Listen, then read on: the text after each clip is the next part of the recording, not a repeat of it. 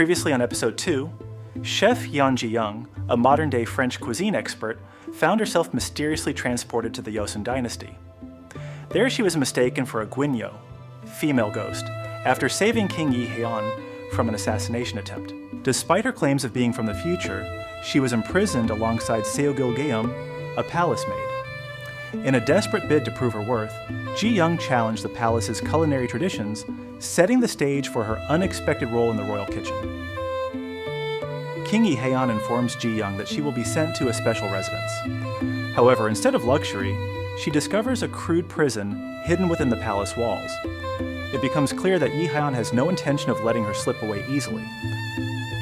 Meanwhile, Consort Kang watches closely as the royal doctor tends to Yi Heon's wound from the earlier attack. The arrowhead lodged in his body is finally removed, and while the doctor's back is turned, Kang swiftly pockets it. This small piece of metal holds dangerous potential. During his recovery, Yi Heon discovers that it was Ji-young who stopped his bleeding and ultimately saved his life. Unmoved, Kang later sends the stolen arrowhead to Prince Joseon, setting more intrigue into motion. The royal kitchen is busy with daily tasks under the supervision of the two head chefs, Aeon Bong-shik and Maeng Man-soo. The cooks whisper among themselves about the mysterious ghost lady who saved the king, wondering who she really is. At the same time, they talk about the sudden death of the royal chef and quietly discuss who might take the position next. The Queen Dowager sits in her private chambers, deep in thought. She reflects on the king's recent behavior, protecting Ji-young, intervening in palace affairs, and asserting authority over palace politics. She's concerned about the changes in court dynamics and wonders how the king's choices may affect the stability of the palace. Consort Kang summons the chief secretary to her chambers. She asks why the king has brought back the Gwinyo and whether she might cause any trouble. The chief secretary replies calmly that there is nothing to worry about. Ji-young is only in the palace because the king brought her to cook. Consort Kang then commands him to send all members of Governor Hong's family to Jehongwon.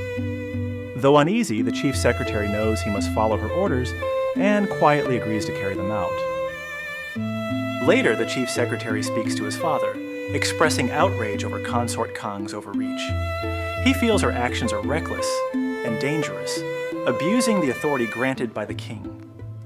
Determined to act, he begins formulating his own plan to counter her influence while remaining loyal to the king. That night, Ji-young and Gil-geum's imprisonment comes to an unexpected end when a masked figure unlocks their door and leads them through the palace. Instead of freedom, they stumble into a bizarre spectacle where masked men sing and dance. Among them is Yi Heon himself, orchestrating the whole performance as a trick to bewilder Ji-young. He introduces her to Gongil, a jester tasked with guiding the girls out, though the jester has his own orders from the king to investigate the assassination attempt. Tensions flare when Ji-young refuses to hold her tongue before Yi Heon. Enraged, he threatens to brand Gil-geum with hot iron. In desperation, Ji-young swears she will not attempt escape again. Yi Heon, oddly amused, then orders her to prepare a meal for him. Chief Eunuch Chang Seon escorts Ji-young and Gil-geum into the royal kitchen. The male cooks, shocked and outraged at the idea of a woman preparing the king's meal, scoff and storm out in protest, leaving Ji-young to face the kitchen alone. Surveying her surroundings, Ji-young spots fresh venison from the king's recent hunt. Drawing on her modern culinary knowledge, she decides to craft a refined, French-style deer steak. With swift, precise movements, she prepares a 3-course meal, each dish carefully plated with elegance and flavor. When Yi Heon tastes the meal, he is captivated. The sophisticated flavors are unlike anything he has experienced before, stirring memories of his mother's cooking and moving him emotionally. Consort Kang attempts to enter the king's chamber during the meal, but Yi Heon firmly blocks her, telling her to wait for the first time. Afterwards, he leans close to Ji-young and tells her she has been chosen, though whether as his cook, a pawn, or a companion remains unclear. His eyes linger on her, clearly impressed and intrigued. After King Heon finishes his meal, Ji-young exits his chamber, still cautious from the tense encounter. As she walks through the quiet palace corridor, the chief secretary approaches her. He orders her to serve as a spy, telling her to report everything she learns from His Majesty. Ji Young hesitates, aware of the danger, but the chief secretary emphasizes the importance of allies in the palace. She agrees to his request on one condition. He must find her handbag, which was lost in Salgogi Forest the day she met the king. The chief secretary accepts, forming a secret alliance. Soon, Yi Heon faces political pressure when several ministers submit their resignations. They are angered by Governor Hong's exile and Yi Heon's apparent leniency towards Ji Young. Behind the scenes, it is Consort Kang who has fueled these rumors, whispering that Ji Young was responsible for Hong's downfall. Yi Heon retaliates by making a bold announcement. Ji Young will be the new chief royal cook.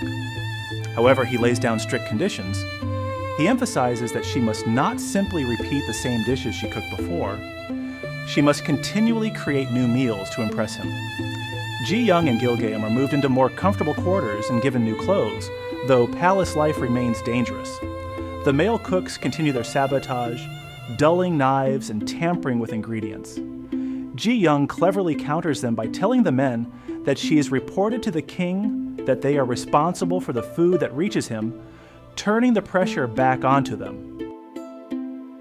Consort Kang's next gambit is to persuade the Dowager Queen that Ji Young is a dangerous influence on Yi Heon. The queen summons Ji Young and demands she prove her culinary worth in a competition against the senior cooks. Failure will cost Ji Young not her position, but her arm. Elsewhere, Yi Heon meets with Gongil again and receives a cryptic note claiming that the first draft has been found, a clue that might lead him closer to uncovering the truth behind his mother's death. When he learns that his grandmother has arranged the cooking contest, Yi Heon steps in. He insists on fairness, declaring that if Ji Young must risk losing an arm, then the same punishment should apply to whichever of the senior cooks fails. Next time on Episode 4, Ji Young's growing influence in the royal kitchen faces new challenges as palace politics intensify. Will her culinary skills be enough to navigate the treacherous waters of court intrigue? Tune in to find out.